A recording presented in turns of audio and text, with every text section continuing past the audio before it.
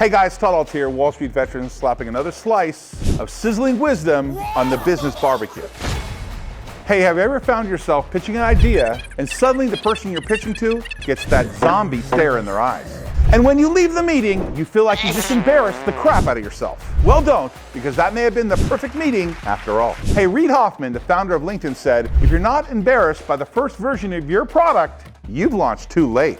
What I get from that is every great idea is so simple and has so much built-in potential that when you look back on it years later, the original version will seem almost embarrassing. There are a million great examples out there. One of the best examples is the Kardashian family. When it comes to creating buzz around simple ideas, they are crushing it. And here's another. Jerry Seinfeld, who created one of the most successful TV shows in TV history. He famously said his show was about nothing. Here's the point. Ideas don't have to be in their final version to be successful. I think a successful idea has one of three elements. One, it's so simple that most people would see it as embarrassing. Two, it's so ambitious that most people would see it as embarrassing. And three, it's so outrageous that most people would see it, you guessed it, as embarrassing. So get out there and embarrass your damn self.